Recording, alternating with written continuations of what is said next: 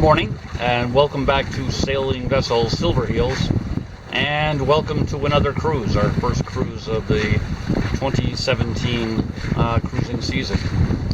Today is June 26, 2017, and we hope to be out 4 or 5 days. Today is Monday, and if all goes according to plan, we'll get back into port in Pine Island Marina on Friday. It's about 7:15 at the moment, and today's itinerary is to make our way westward to the Connecticut River. And as is usually the case, the wind is coming out of the west to southwest. So we'll be beating our way up Long Island Sound. Fortunately, we're starting off with some decent wind, so hopefully that will hold for the rest of the day. So we left New London a while ago, or Groton actually. There's New London back there. And there's the nuclear power plant over there, Millstone. And over there is Plum Island, the infamous Plum Island. So we're on a southerly tack, and we'll cross over to that area and tack more to the north and see how many tacks it takes us to get down to the Connecticut River. Well, we had planned to continue to the south longer, but there's this big tanker, 600 foot long, showed up on AIS, and then I actually looked at the horizon and saw it there, and we're basically on a collision course, so we'll tack now.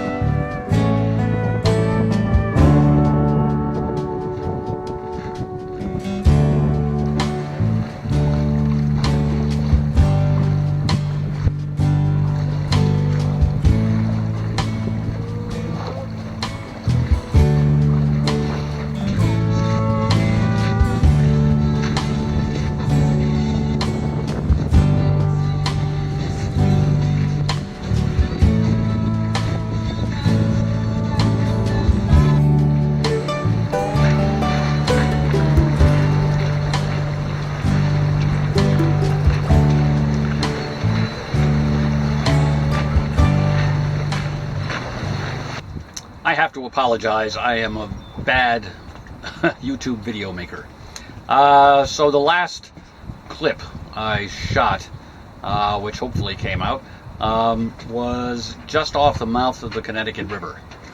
And shortly after I took that, I doused the sails and started the engine and motored up a few miles up the river, but found that whole process so distracting that I took no video of that process at all, including the transit of my first drawbridge. There's a railroad drawbridge a couple miles up from the mouth of the river, and that's my first drawbridge on my own.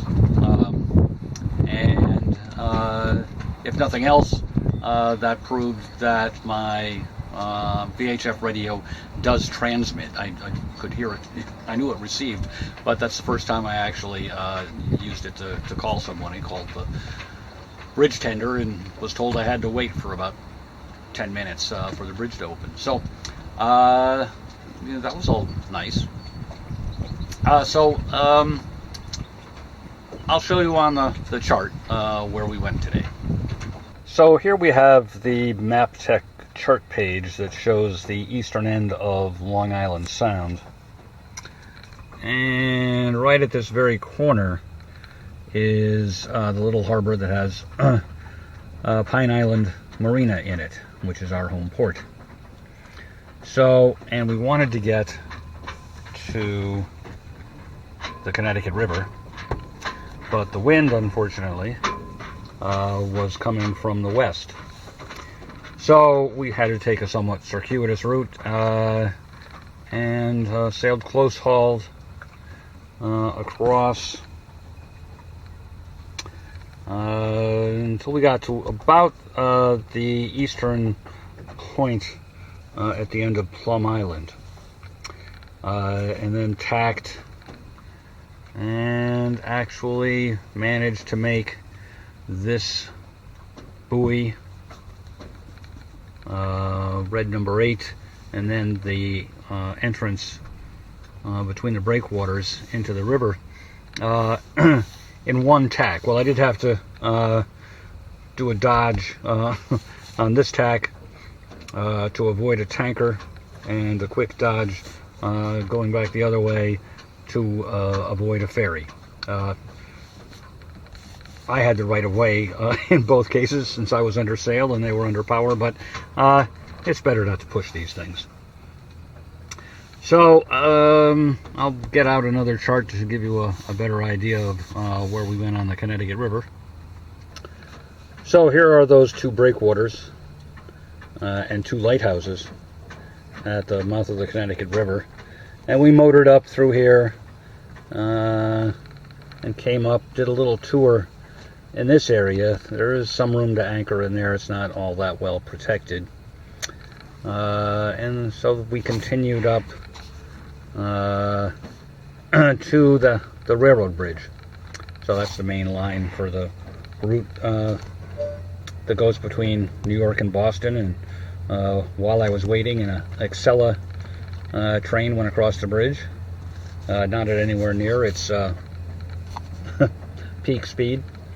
And then continuing on another chart, we continued a little bit further to the bridge for I-95 at the Connecticut River, and at the west end of that bridge, underneath it, there's a state boat ramp, and I'm going to be picking up Kim there tomorrow, and we're going to take a tour up the river.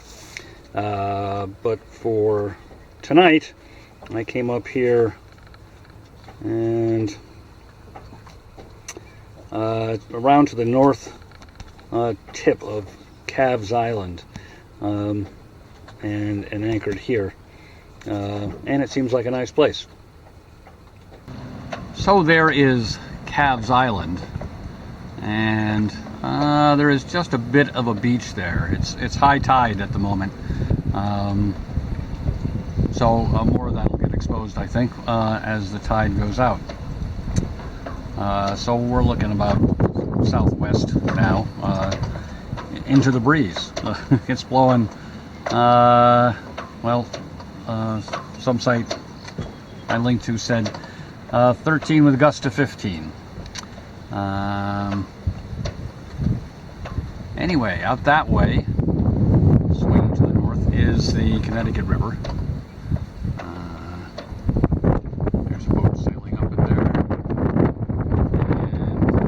And that cluster of buildings that you might be able to see is the town of Essex. And there's a little cove right up there. Looks kind of crowded, but they say that there's anchorage up there as well, perhaps a little better protected than where I am, although I think I'm okay. And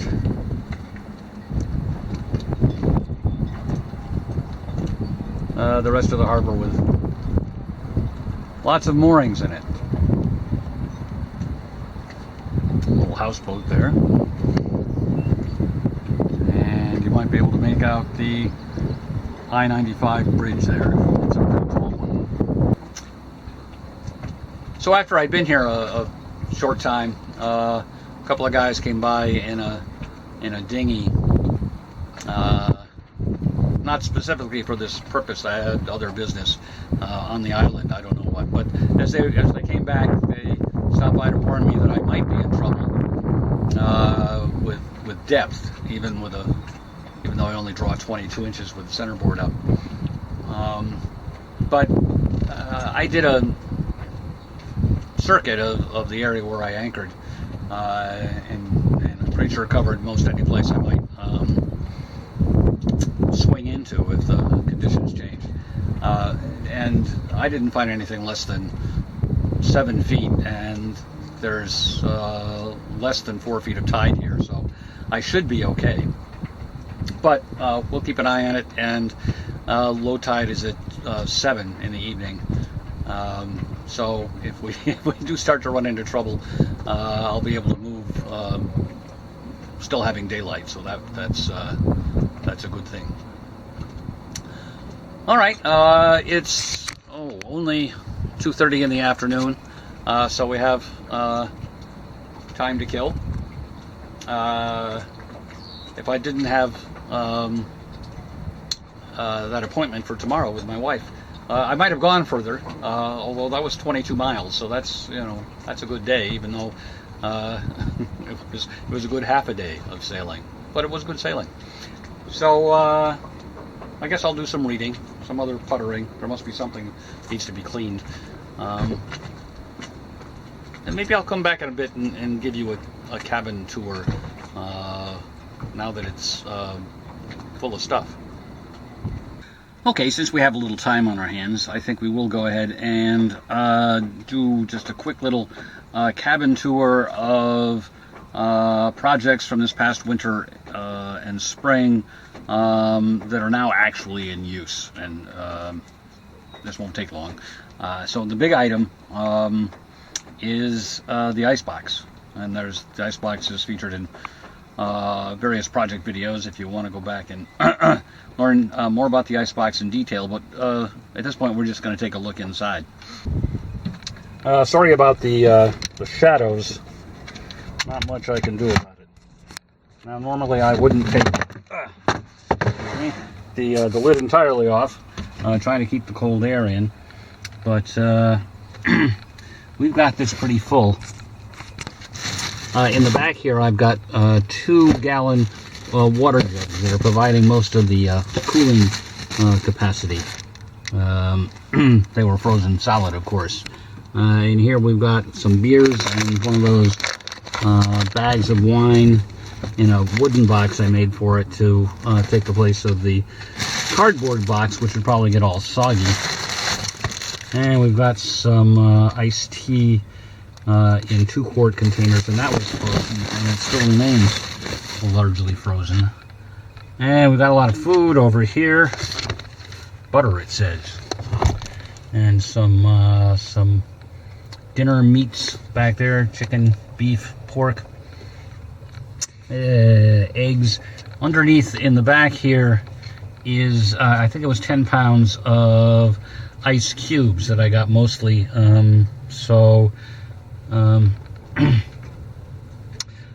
I'd have ice to put in drinks to keep them cool. So I'm pretty sure I wouldn't be able to fit all of this into the upright freezer. That's the standard Rhodes 22 model. But it all fit in here. So we'll see how it works in terms of will it last 5 days. In the storage space I created under the step, that ended up getting used for food-related items. So I've got some granola vacuum sealed there. I've got quite a few dehydrated meals and meals that don't need refrigeration. There. More than I'm going to need for this trip. So there's spares in there. There's actually room for more. And I've got a thermos bottle that is currently empty, and don't have a firm plan for how that's going to get used, but it seemed like a good idea to have one. So in the drawers, as was the plan all along, we have cutlery, knives and forks and that kind of thing. We've got some spices here. These used to be up on the back splash there. You may have noticed in last year's videos, but it turns out not to be a good place for them. They prefer to be in the dark. Drawer for clutter. And some of these bins have food, some of these bins have other types of equipment. Work supplies. Mostly food. And here's a little bit of serendipity. I didn't realize until actually when I started this trip. And I don't think serendipity is the right word exactly. It's kind of the opposite. This top drawer won't open. Because I never tried to open it after I put on the fiddle rail. And during the whole process, it never occurred to me that since the fiddle rail actually projects down below the undersurface of the counter by about 1/4 of an inch, it feels like to me, this drawer won't open. So back to the drawing board, I guess. We'll probably just have to take the fiddle rail back to the wood shop and then trim it off so that the bottom edge is just about flush. The bottom edge of the fiddle rail is just about flush with the bottom underside of the counter, and hopefully that will solve that problem. I told you I make mistakes. And finally, we have the bins that are under the edge of the front edge of the, actually I guess it's the aft edge of the V-berth.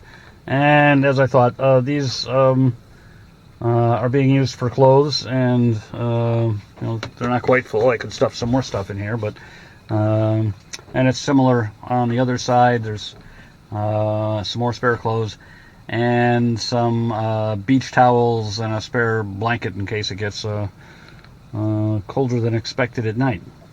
And if you did watch my spring project videos, then you know that under the bins with the clothes in them are 1 1/4 gallon water jugs, 8 under there, and then there's 2 that are under the sink here.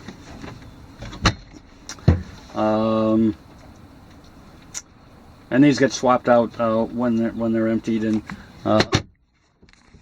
that's explained in more detail before. But you know, so far that has been working out. I'm liking this system. So all right, well, that's it for the tour. Probably not a whole lot more will happen today. Hello. Today is Tuesday, the second day of our hopefully 5-day cruise. Unfortunately, it's not Tuesday morning. It is Tuesday afternoon. I have once again been a poor videographer. My wife showed up at the state boat ramp that's under the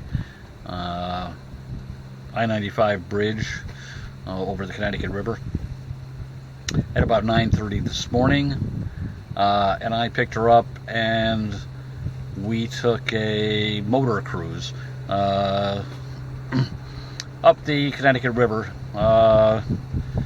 for a couple hours and then back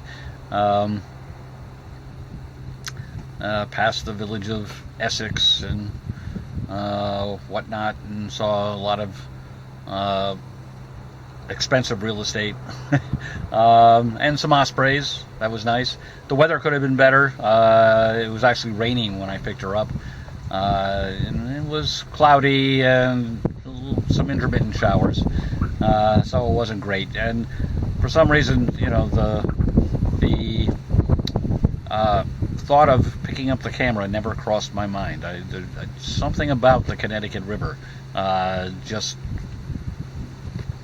takes thoughts of making movies right out of my head. I don't know what to say. So I dropped her off about 2:30, and she went back home. And now the weather has improved somewhat, and we've anchored close to where we anchored before. Well, let me at least show you that. Okay, I think I showed you this yesterday, but if not, well, I apologize, and I'll show you today. So to anchor yesterday, I came up this channel. This is the I-95 bridge across the Connecticut River. So I came north of that and up this channel, which is full of moorings, and up to the northern tip of Calves Island, and moorings continued all the way to about here.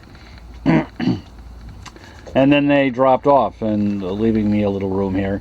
Not a lot. A couple of boats could fit there. And there was more water. I found more water there than I expected. And actually, a couple of locals stopped by at some point, suggesting that at low tide, I'd be sitting high and dry.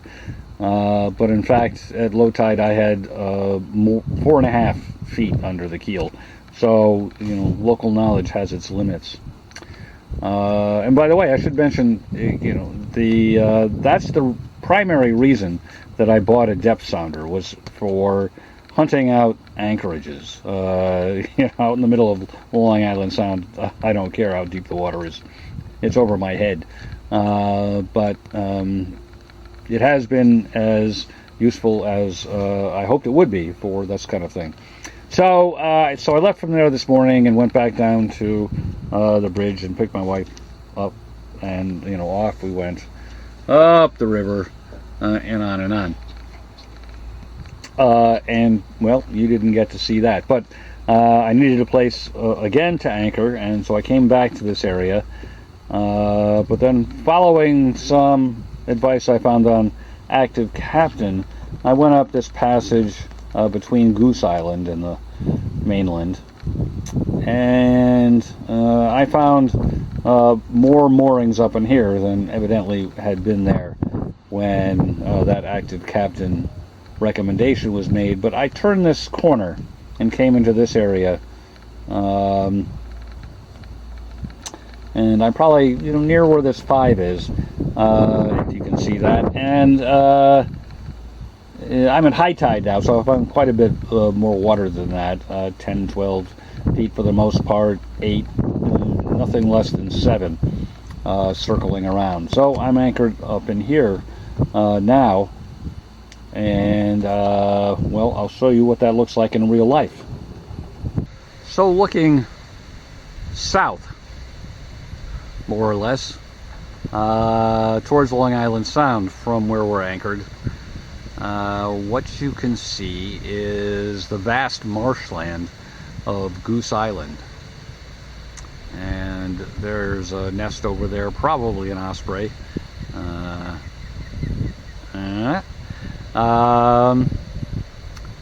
And that's very pretty. And here's our anchor road, about 5-to-1 scope, I think. I'm a little bit worried if the tide's, well, not the tide, if I got swung around 180 degrees from where I am now, my stern might end up in those marshland grasses, but pretty sure that's not going to happen, because the wind is blowing from the southwest relentlessly, and if the tide takes control, it's either going to go left or right, kind of parallel with this shore. So I'm feeling good about it. I'll tell the story later. So looking around, we have again some expensive real estate, and some very nice houses, as you would expect. They'd be very nice houses anywhere, but I'm sure having the view they have makes them worth much more money. So I get the same view they get for much less money. I should mention that at the time that I anchored, it was pretty much exactly the peak of high tide, which is a tricky anchoring situation. It's exactly the opposite of what you prefer to have. If you can anchor at low tide without any problem, then you're home free. But